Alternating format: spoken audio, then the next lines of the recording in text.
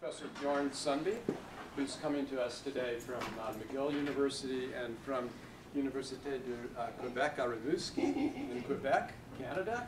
And he's a very famous person, actually, and has been for decades. And he is an extremely accomplished geochemist, who's worked on a wide variety of problems worldwide, particularly regionally in areas such as the St. Lawrence Estuary system, which he'll be talking about today, as well as in the Arctic. But he's certainly not restricted to those areas. He's dealt with salt marshes, with symbiotic organisms in bivalves and sulfidic sediments, with various other things along those lines, I guess. I first met him in the 1970s and early 80s, in which he invited me to come to Rimouski, and he was working on manganese and other redox metal cycles, and we've interacted since that time. And it's been, as I said, a great pleasure for me. Now, he received his degrees originally at Bergen in Norway. So that ought to tell you immediately, living in Quebec, and he'll speak in English today, that he knows a number of languages, which as an American, I'm always jealous that someone can speak fluently in multiple languages. So if you want to pick another language to ask questions to him, feel free to do so. He can move easily between them. Yeah, there you go, except Swahili. And he received his degrees at Bergen in Norway, as I mentioned, one in physical chemistry, another in geochemistry, and another in chemistry as an undergraduate.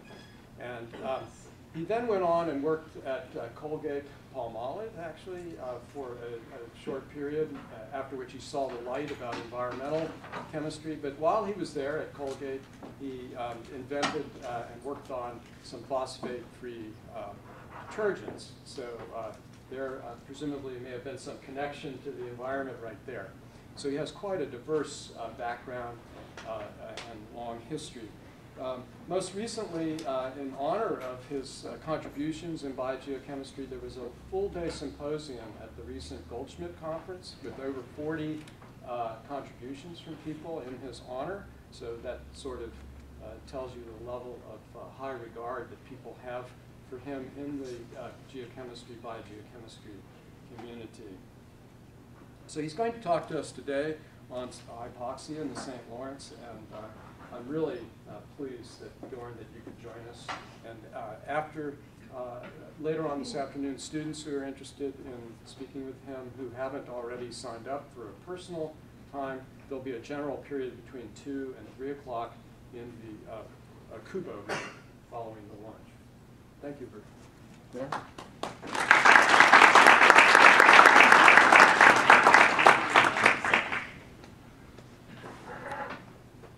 Thank you, Bob, and thank you for the invitation. You may not realize it, but we all have heroes, and my principal hero is Bob Allen. It's been both a pleasure because he's full of ideas and incredibly stimulating. And there's also been a bit of a curse because I always feel like I'm always stepping on his heels. So I wasn't going to come here and talk about the sediment-animal interaction. I had to come up with something else. So I know that Bob has not worked on hypoxia in the St. Lawrence, so we're going to pick that as what I would do today. Now, if you don't know what the St. Lawrence is, and there are people who don't, it's up in the right-hand corner there, and down here, this little group, that's where we are now. So it's a big place, St. Lawrence. It's awesome. You don't go out there with a small boat. You have to have a real lesson, professional student, which also limits what you can do. And so when we started our work in St. Lawrence, I would get maybe 7 days of ship time per year, 1 week. And then you know at least 12 months before you can get another sample. So you have to maximize it. And from that emerged an approach which is try to find a nice problem. And once you have a good problem, then you figure out what to do.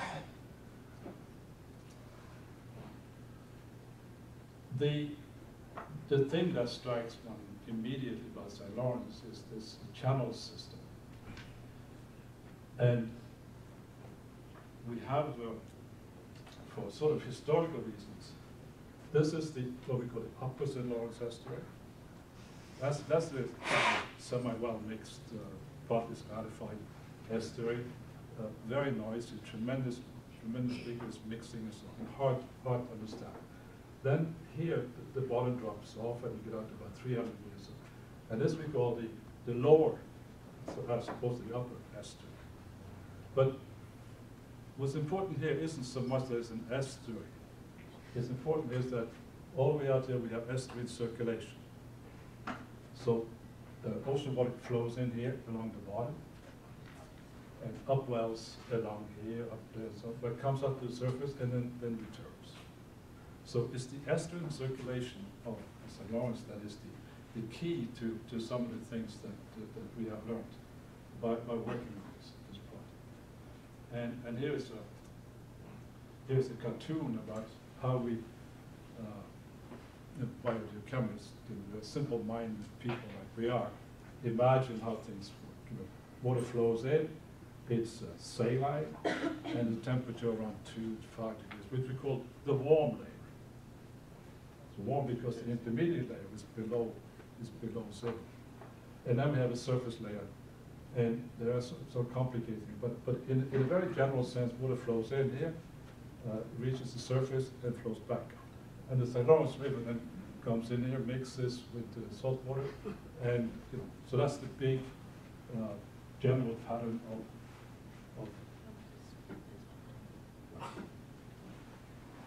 All right, thank you. I started working on St. Lawrence when I was a postdoc at the Benthic Institute, and in those days we made all our plots by hand.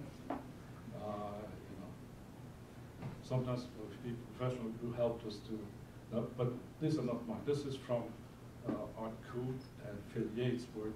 They published it in the late 70s. So you can see that all these isolites, they kind of come to this, they sort of shallow upwards as you approach that. And I thought it was, does anybody here use this unit? Microgram atoms per liter?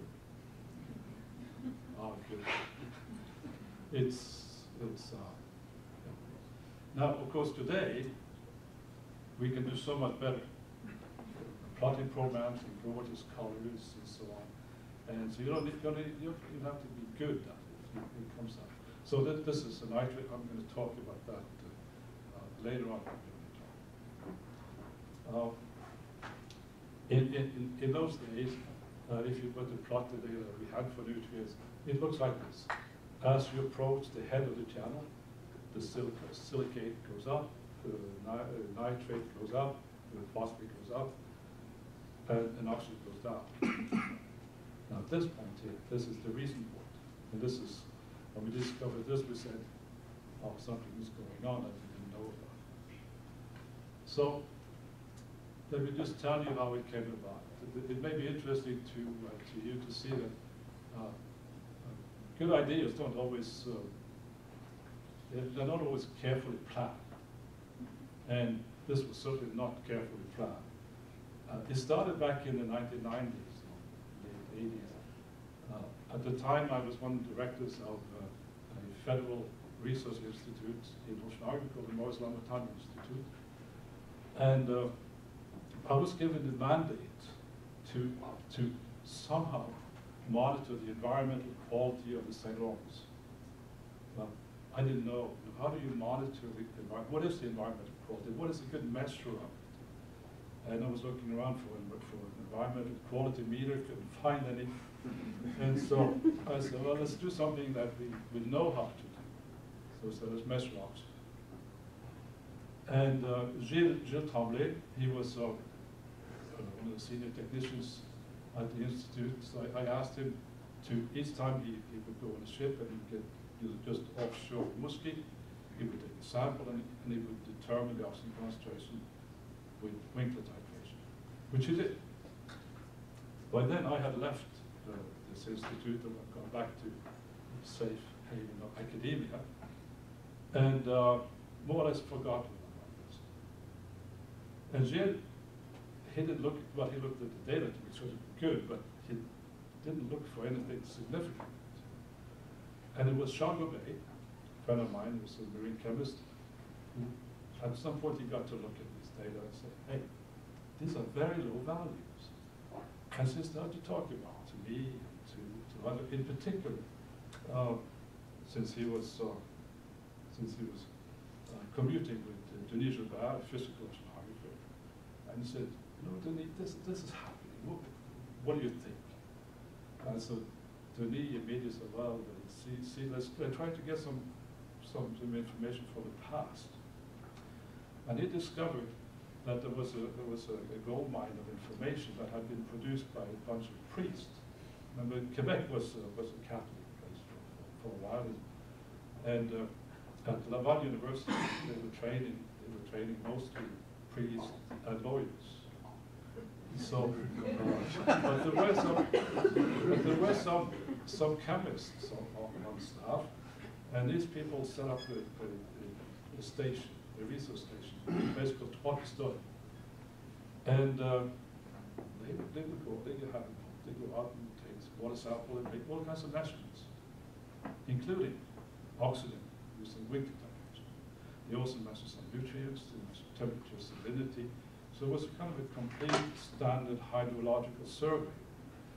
So Denis got his hands on that. And at the same time, Almucci, another marine chemist, a good friend of ours, he had a grant from a funding agency to do some work in the Saguenay Fjord, which is the fjord that sort of rises off from St. Lawrence. And which in Canada you can do what you want once you have the money to take it and run. So he said, we're not going to go into the Saguenay. We're going to try to go along the channel and look at oxygen. And what we saw, I'll show you it. And this is what it came up with. Pretty rudimentary in terms of graphics quality, but the data, low oxygen along the bottom in this entire environment. And that's when we started to put together a team.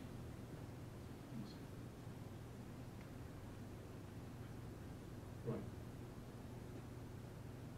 All these people are experts in various disciplines.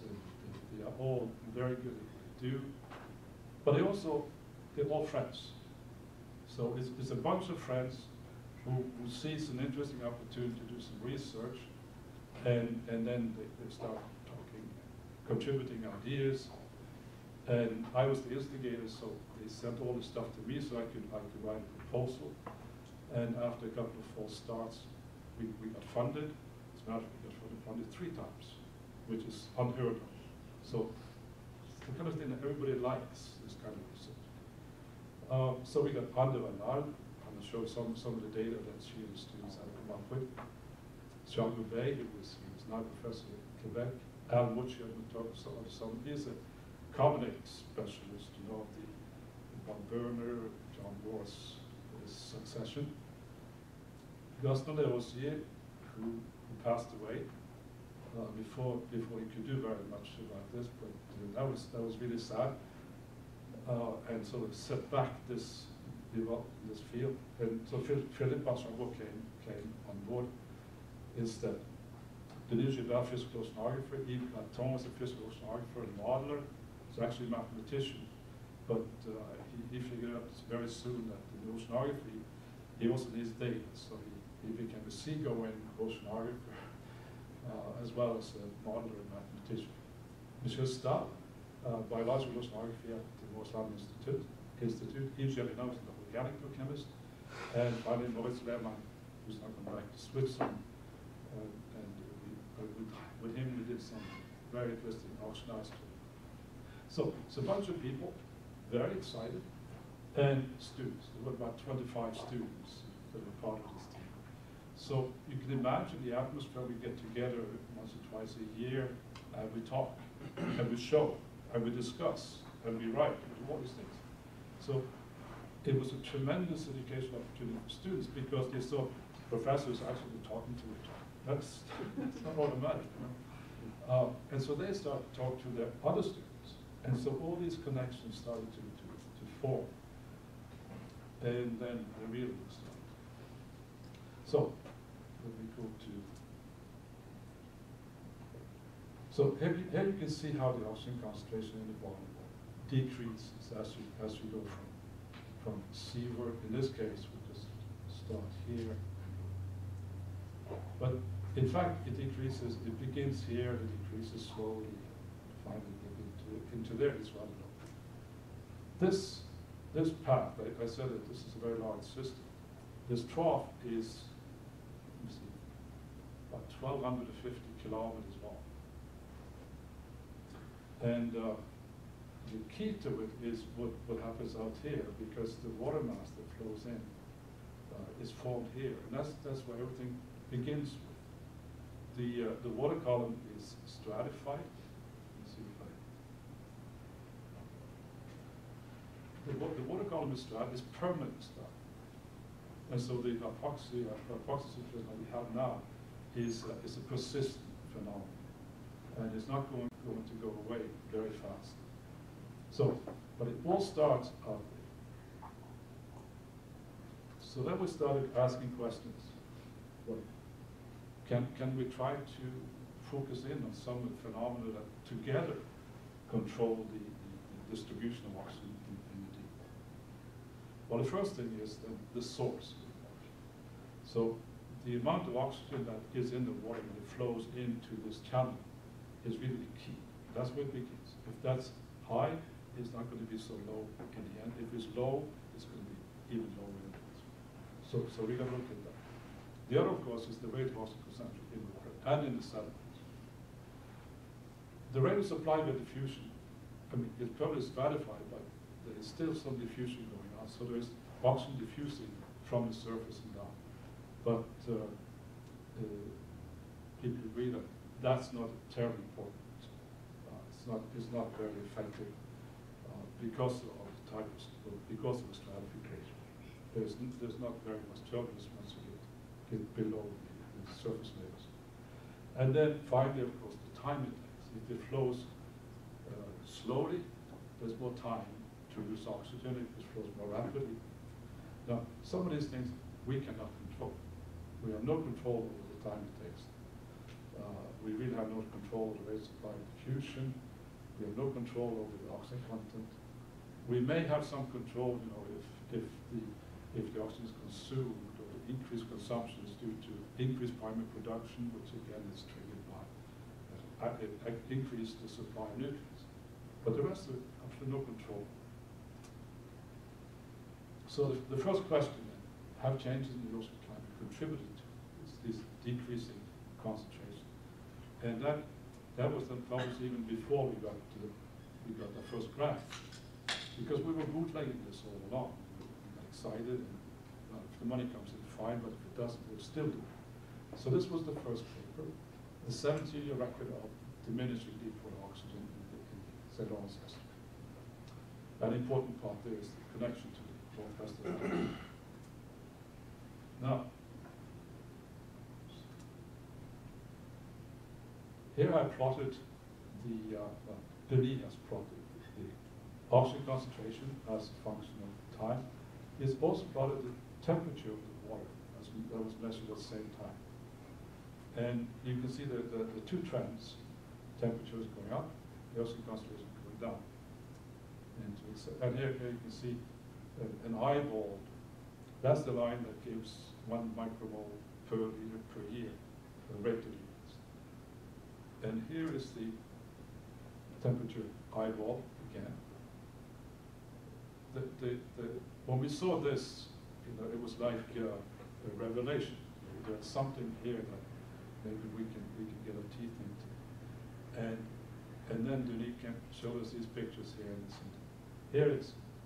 You have cold water coming down along here, and I understand it even comes down to Long Island Sound. Right? So this is cold, and it's quite rich in oxygen because it's been forming close to the surface. And then you have this other here, which is very influenced by the Gulf Stream, which is warm water, relatively low in oxygen. So if the two mix in relative proportions, then you get relative differences in the oxygen concentration that are flowing in. So this is what we think is the reason for that increase in temperature, and partly the decrease in oxygen. And I'll get a little bit further. So, but what exactly is going on here, we don't know. But there's something going on. Denis has been trying to figure it out, but he says the physics at that scale is still a bit beyond. But maybe we'll get there. Now, you can take this data and you can approach the question, how much of the oxygen decrease could have the increased temperature, which is 1.65 degrees. How much could I contribute to the loss? The loss is like 130 minus 60, 70, so that's about 70 micromolar or 60 micromolar or something. So Denis came up with two ways of doing this. The first was a linear regression between temperature and dissolved oxygen out in the Cabot Strait is the entrance to it. He said they're far away from the influence of the St. Lawrence River and the nutrient flux and so on. So so he plotted. So he plotted the data scattered, but nevertheless here is that this line is the best fit, and that corresponds to 24.4 micromoles per degree Celsius. So there's a relationship between the temperature of the water and the oxygen, but before it gets into the Gulf of Sedimentary. And this is plotted on this potential density surface, because that's the one we follow, and there seems to be things happening as it flows into the sediments. So I'm not going to give you the other method, which is based on temperature salinity relationship and various mixing diagrams. But if you put the two together, here are the implications. The first method gives about 40 micromoles per liter contribution to the 60 that we have lost. And so that's a sort of, maybe that's a kind of an upper estimate. And the other is about 24 plus minus 5. So these are two methods. But however you try, the same order of magnitude as this, and if you compare it, so this is what we have lost, and this is what we think that the temperature of mixing in the ocean has caused. So that can account for half to maybe 2/3 of the loss of oxygen in the St. Lawrence. And that was major to us. That's because when you first see this, we have the same knee-jerk reaction as most do. You see this beautification.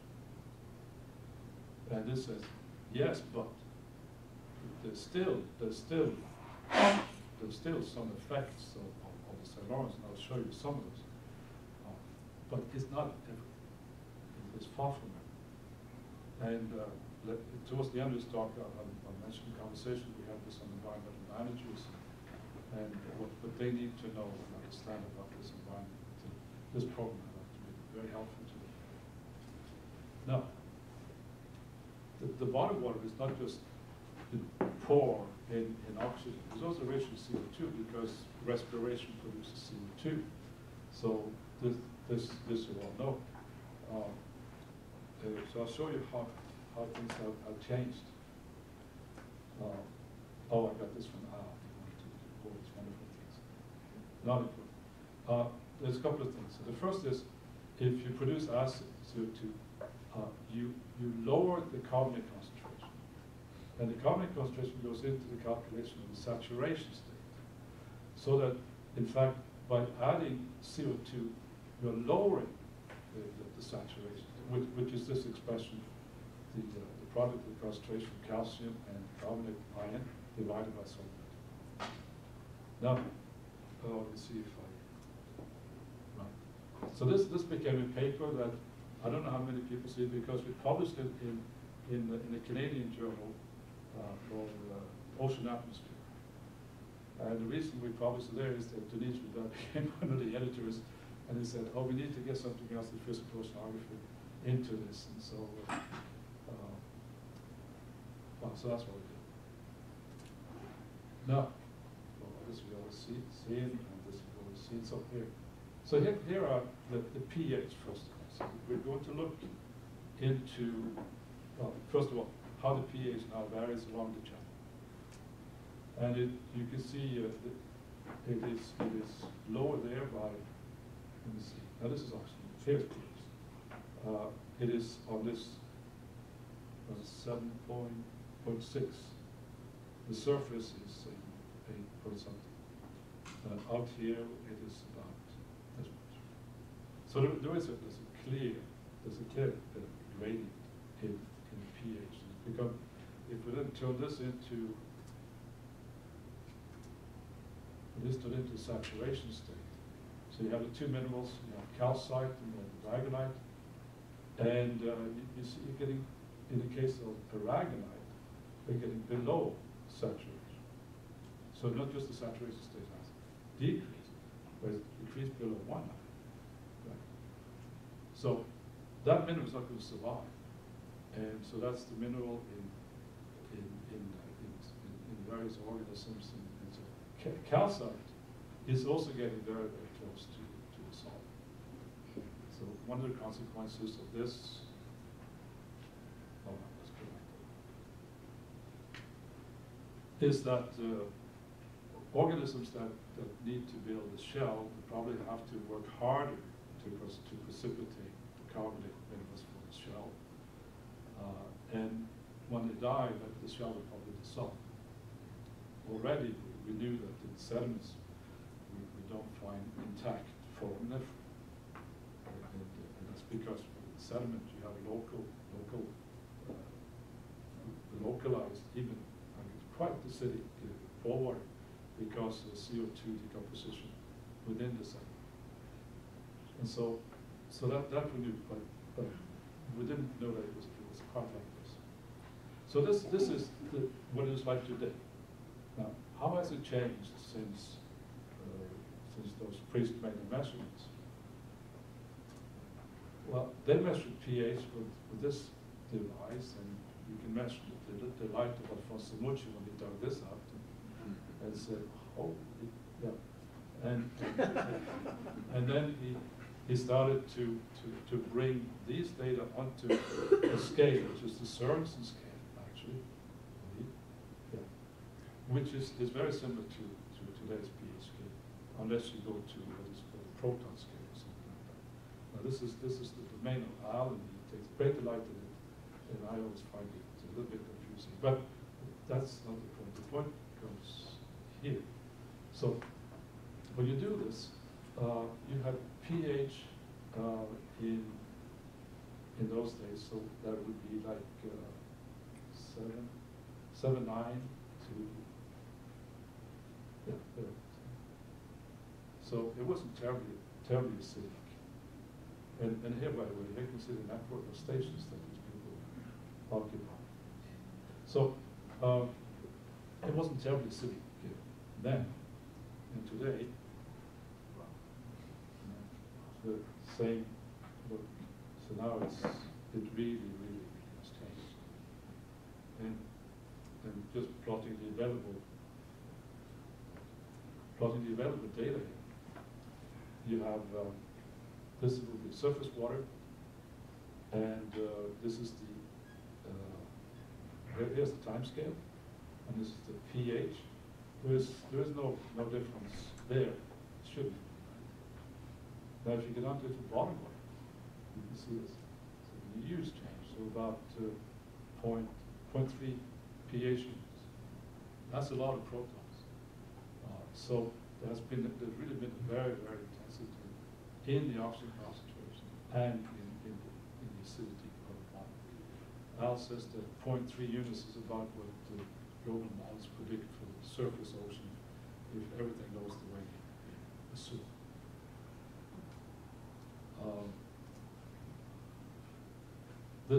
I think this is just Alfonso bragging a bit, because he takes delight in these really high precision,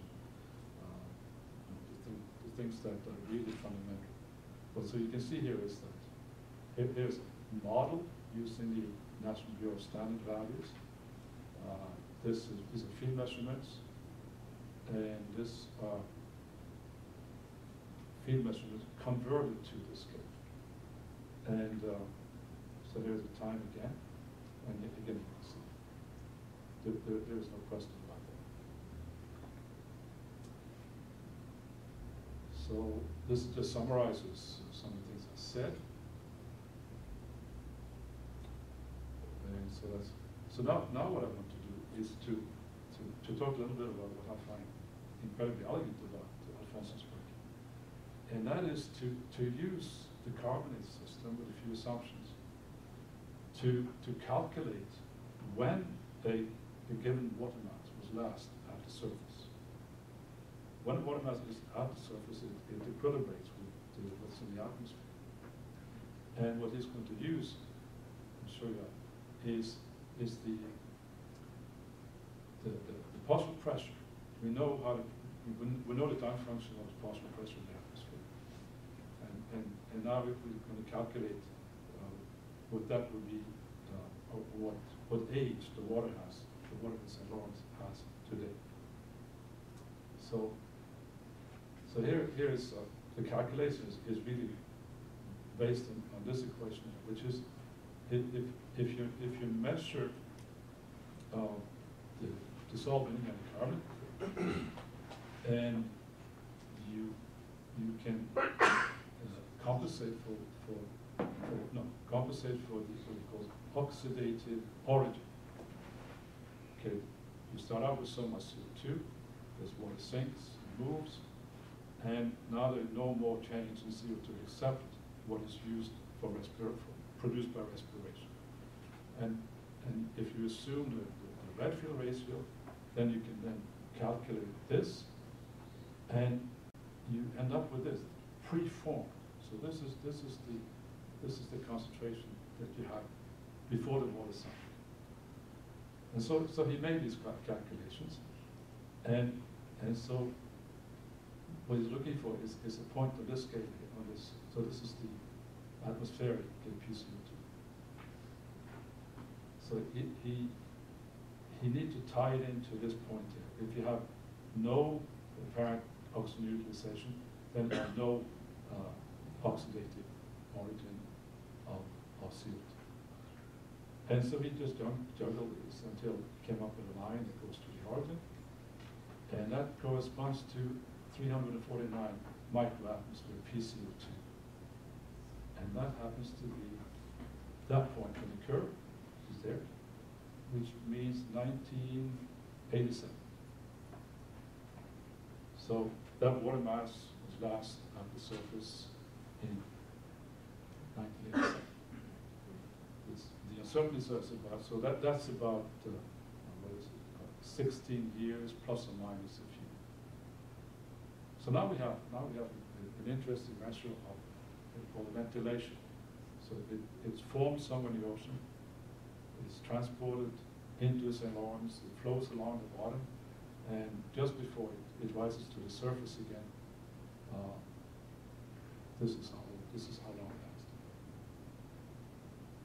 go.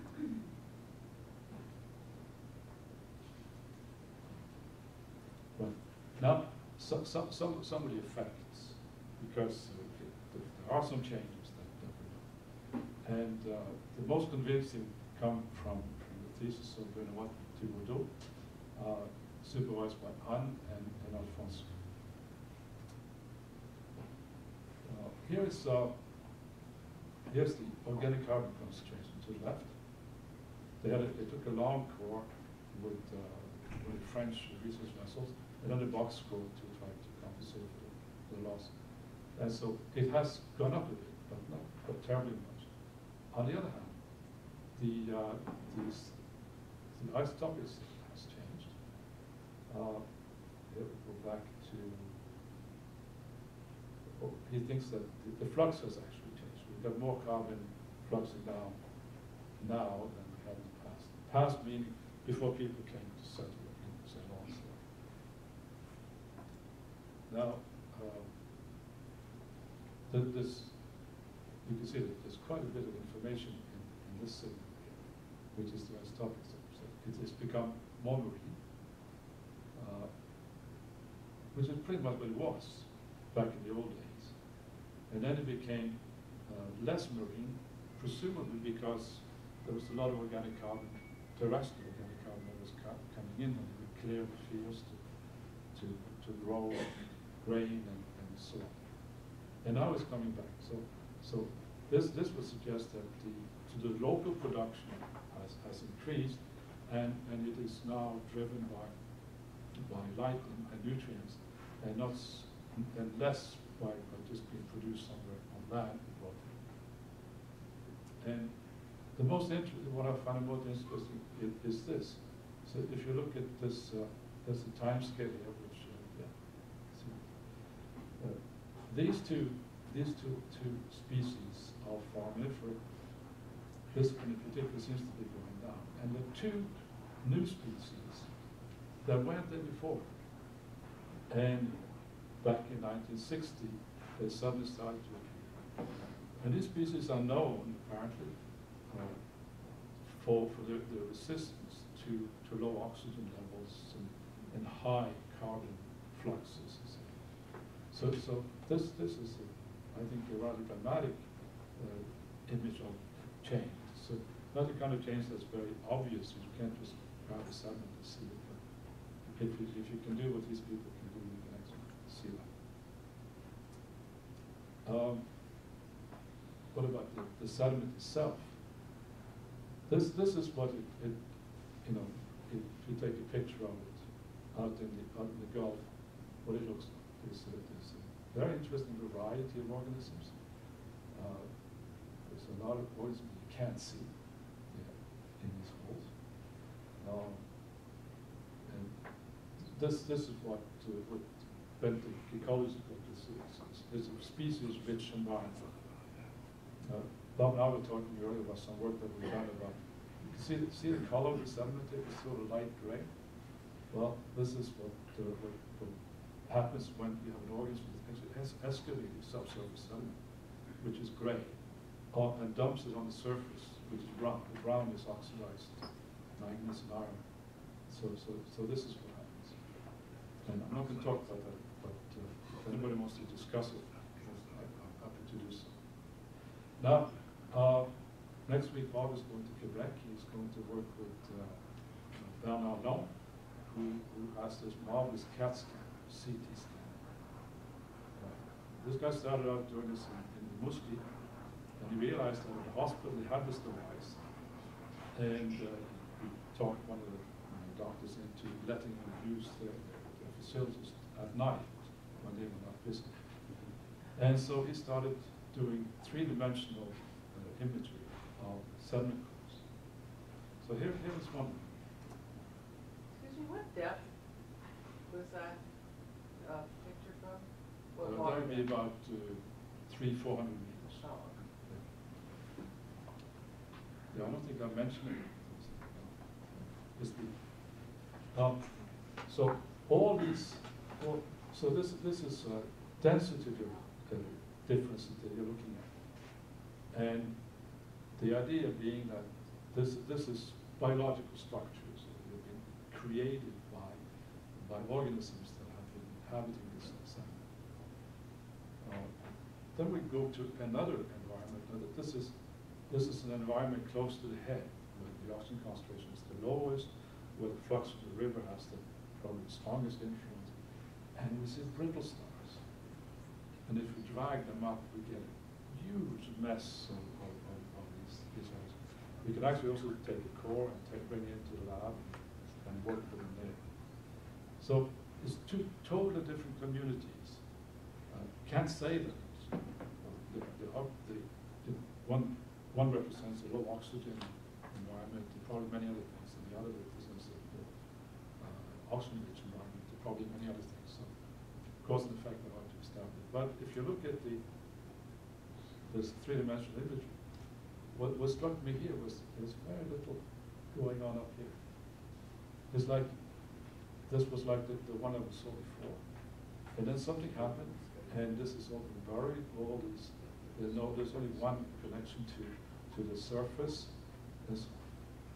Now, don't hold me to it, because Suzanne Dufour, who did this, she's still thinking about what all this means. I mean, it may or may not. But the difference is remarkable. So these are from sediments of about 325 meters depth in the lower St. Lawrence estuary. Now, so to round this off, I just thought I would tell you about interactions with some of the managers. Two scientists came to see us. They're working for the Department of the Environment of Quebec, and they were saying that, look, we have direct access to the minister, and if need be, we're pretty confident that we can talk the minister into action, come up with some new regulations. So, if you think that it could help the situation of hypoxia. So, these guys degrees in biology, so they were jumping on the notion that this was all caused by nitrogen, phosphate having been dealt with in the past, when the soap companies switched to other things. And so the question was, would we recommend? So what you do is you give them the good news first, and that is if you look at this, it's been going down, and then it seems to have stabilized. It may not be heading towards anoxia as at some point you could have imagined. So the first of all, don't panic. There is time to think about this, so don't panic. Now the second thing is the implication of the ocean. Much of what we see has nothing to do with sewage treatment plants in Quebec. It's something happening in the ocean, and none of us have any control over that. We're not going to change that overnight. So that limits what you can actually do. And so, oh, yeah. But what if we just do a little bit? Right? So, okay. So then I made this magnificent environment, now compressed it into 2 city boxes, right? And that's not how things are, but that is the way I want to make the point. So I said, here's the lower layer, here's the upper layer, and I know I can calculate the inventory, the concentration, I can calculate the upwelling fluxes, I can calculate the denitrification, primary fluxes. So I can do this. It's crude, but I can do it. So I said, here's the river load. And by the way, UNICEF in the gigamole per year. Here's the river load. You think you can lower that by 10%? Don't know. Okay, well, I'll show you what 10% is going to do. Oops, yeah, that was when I was talking in my head and didn't get into the computer. Sorry about that. But so let's go back to this and we'll just talk this out through. So here we have an upwelling flux anywhere from 10 to 60 gigamole per meter square per, just in absolute terms. This is the upwelling. We lower this by 10%. Let's say 1. So we get down to 8. Well, if you lower it by 1, you still have this to account with. So if this is 20, that's going to be 21. So 10% it's not going to get us very far. Certainly not in the short run. If you can wait a few centuries, maybe it's possible. And that they understood. They understood that they have very few options, and most of the options that are open to them would simply be unjustified by science, and it would be probably a waste of time and money. So it was a happy outcome. And then I said, well, there may be something that you can do. If you really want to think about it, you can inject oxygen into the body. That you can do. If that's a concern, if the low oxygen level is a concern, it has been done on small scales. Been done on the west coast of the United States and Canada, and Puget Sound, would kind of investigate. And then they said, oh, that would be very expensive, wouldn't it? Of course it would be, but how expensive would it be to talk all these farmers out of using fertilizer? How about all the sewage plants that you, and the very fact that the drainage basin of Quebec, of St. Lawrence, is populated by like 40 million people. And then it's stagnant. And let's dream. So that's what I want to talk about and tell you. I've skipped a number of things that might interest you. The thing that came up was, because this system is persistent, not permanent, so persistent in hypoxia, does that do something relative to environments where it sort of fluctuates between oxygenated and so on? So it's no. And so we looked at the iron system, and so we had samples that were 25 years apart, and we discovered that there was a big difference, not in the total iron, or total arsenic, or total selenium, but when we tried to speciate them with chemical extraction, we saw a huge difference.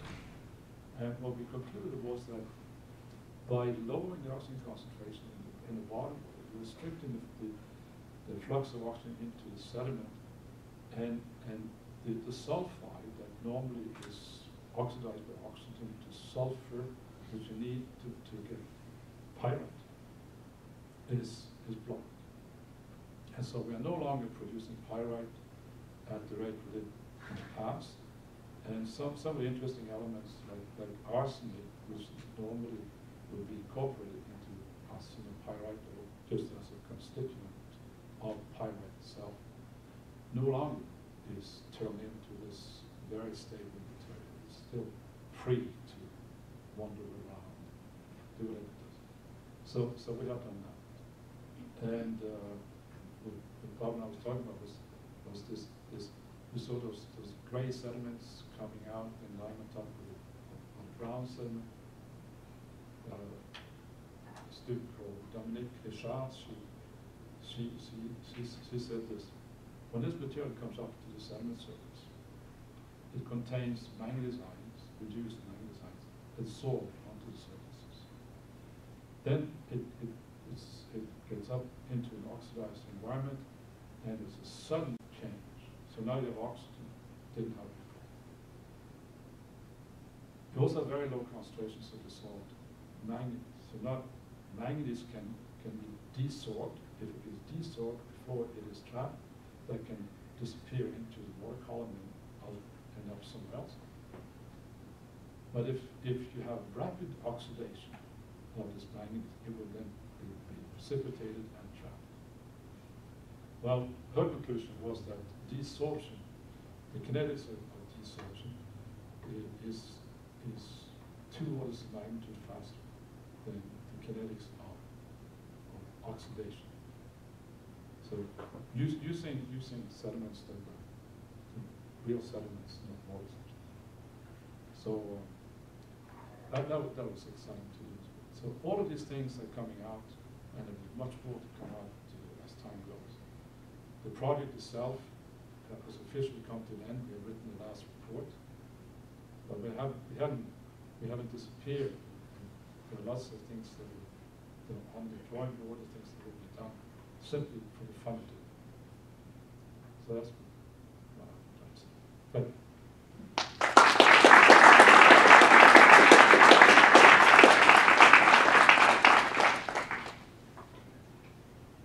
Have you done a sort of energy budget of how much oxygen you'd have to pump down? You're pumping against buoyancy, so it takes a lot of power. We once did some calculations in Western Long Island Sound because it's very hypoxic in summer bottom waters, and some regions go anoxic. But if you do the calculations, it requires so much energy. And where would you get the electricity from for the pumps? Well, you have big diesel generators which are burning fossil fuels, so you're spewing all the CO2 into the atmosphere. And in Quebec, I know you have huge amounts of hydroelectric power. But there's a big surface area, the lower St. Lawrence. We calculated the fluxes, right? The amount that you have to inject, and it's staggering. It's staggering. And it's what is it? 50 kilometers across, right? And then you have a bottom water of say 50 or 100 meters depth. So it's enormous. Of course it is. Of course it is. But I mean, trying to change the discharge, the loading on the item company is enormous too. So it's like two enormous. I'm not going to advocate one or the other, but we just put them on the table for people to think about. No, I don't think that any of it is realistic. But it's an interesting exercise to do, just to get some idea of the magnitudes of what would be involved. Could you say a few words about the seasonal cycle and stratification and hypoxia in that part? Yeah. The seasonal cycle takes place in the surface layer. During the summer, you have a warm surface layer and you have the remnants of the winter layer, which is down around -1 degrees Celsius.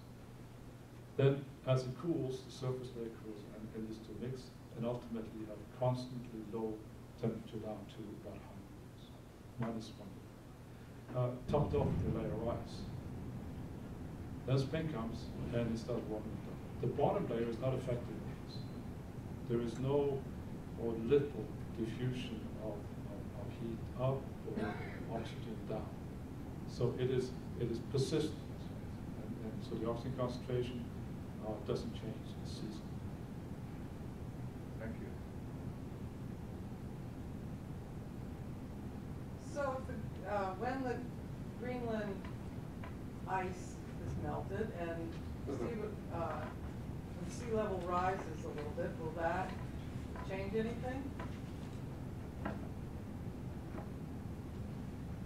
Before that, something will happen, and that is we have a number of people who live on sandbars and islands in the Gulf, and these islands are now being protected from erosion by the winter ice.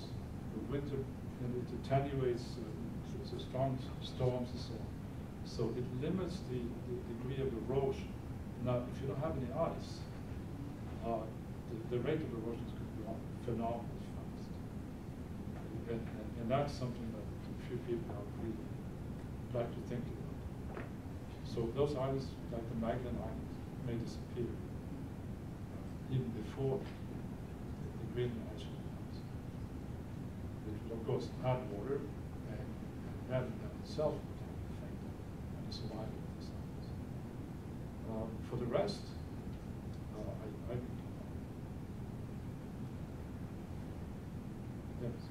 Have you considered this still on the ice melting, but from the polar, say from the Arctic?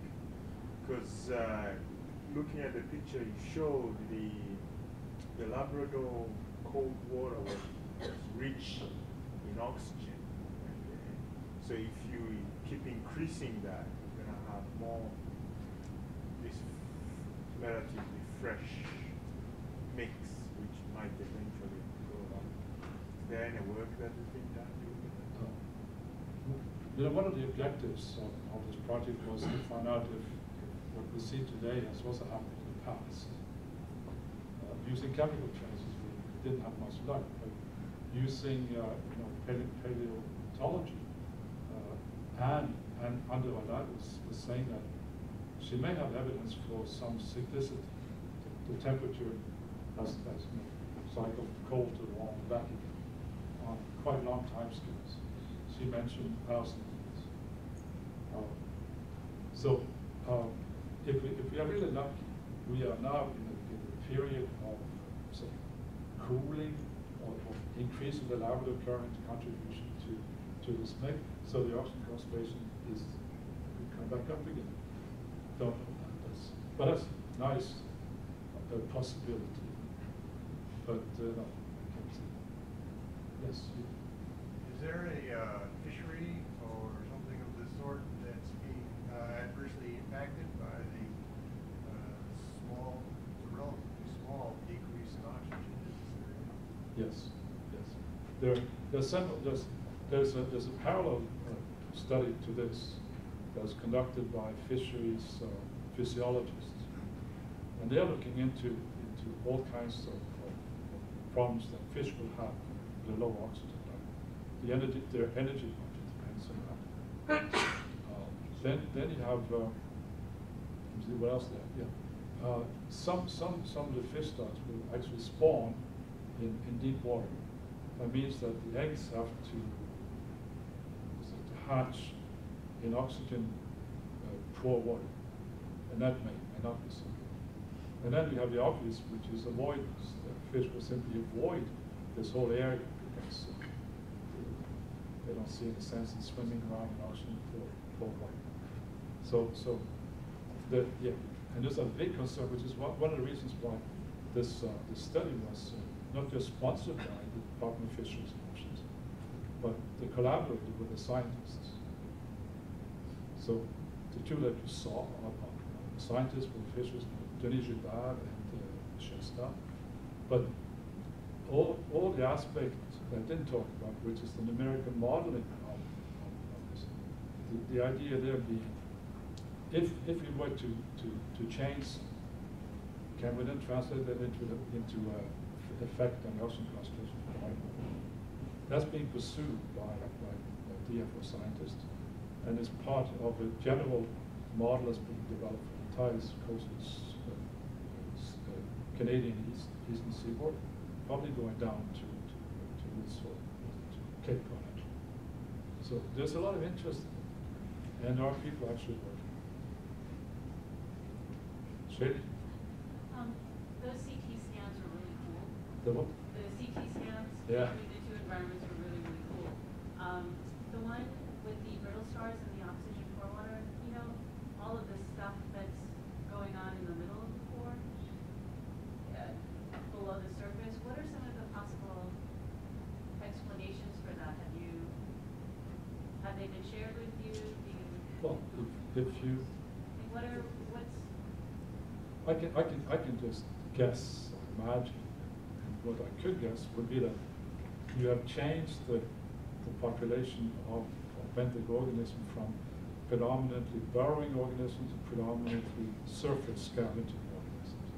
I think that would show up by something like this. But I mean, as a chemist talking biology, that shouldn't do it. Yes? You talked about nitrogen from sewage and from fertilizer, but I'm curious because the United States and Canada are much different in the history of sewage treatment regulation about BOD or biological oxygen demanding waste. So in Canada, we discharging into estuaries or coastal zones, we had to upgrade to secondary treatment in the 70s and 80s. And New York Harbor and New York Bight, the oxygen problems disappeared largely. In Canadian coastal waters, up until relatively recently at least, primary treatment was allowed. My guess is on the St. Lawrence, because it was fresh water, you had much better treatment earlier. What's the history of biological treatment on the St. Lawrence? Let me tell you an anecdote to illustrate the situation. The Canadian government enacted a law that obliged all vessels that would come into Canadian waters to have a holding tank for sewage that they could discharge outside Canadian territorial waters. then I'd forgotten what the event was. It could have been the Expo, it could have been something else. But the Queen of England decided that she would like to come to Montreal. And while in Montreal, she wanted to sleep on her yacht. So the yacht was then going to come in. The trouble was that the yacht was not equipped with a holding tank for sewage. So now, you know, man is up to the bureaucrat and faced with this incredible situation. Do you offend the Queen and say, can't come? Can't do that, right? So, you know, they had some brainstorming and decided that the vessel, you know, the moment it entered Canadian, it would be met with a barge. And the barge then would be connected to the ship, and the royal sewage would, you know, in the barge. And that's exactly what happened. But then there was the end of the visit, and now someone said, well, what did we do with this thing? Because the city of Montreal did not have sewage treatment. The city doesn't have it. Well, it didn't then anyhow. And so, again, at some point, you know, deep in the dark, someone went down full of pride. That was that. So I wouldn't say only in Canada, but there's some things that happen there are quite funny. Well, one more. I've got a question for you. This campus is a community of about 33,000 people. Okay, not all here at once, but it's like a small town. And we have a very good tertiary treatment sewage system, which then is released into a local harbour, Port Jefferson. So there's a big flux, but it's low concentration, and maybe others can correct me. I think the concentration of the effluent is lower what's in the harbour already. So is this contribution to the harbour, is it positive or negative in terms of eutrophication problems? Can you see the question? I mean, yeah, I wouldn't know the answer, but you know, I remember from my days at Rutgers with Harold Haskin, we learned about blue babies phenomenon on Long Island, and that, you know, this was a. Let me see what I'm trying to remember the chain of events, but everybody had to have a local sewage treatment. The result of that was you increase the concentration of nitrite in the water, and it was flowing from the sound towards the ocean side, north-south.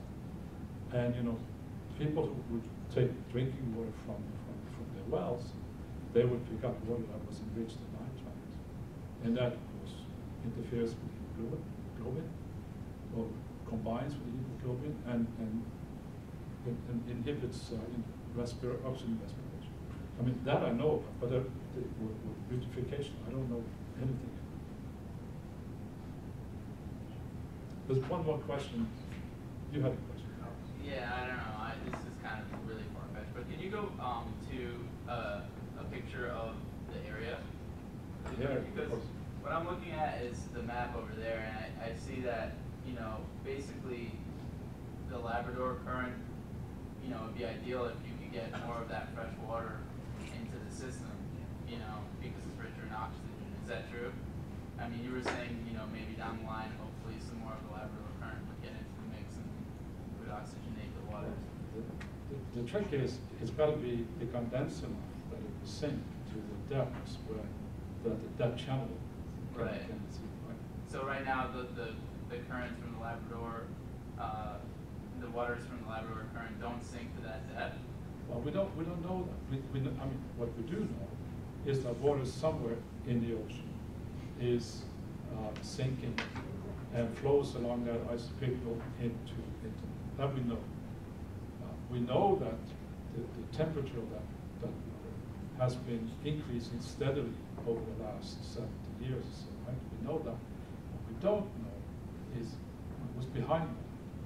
We don't know exactly where it mixes, although I think Denis has some ideas. There's a lot of things we don't know. The Labrador current mixing with that water will still have to sink, right? Acquire that particular density. Right.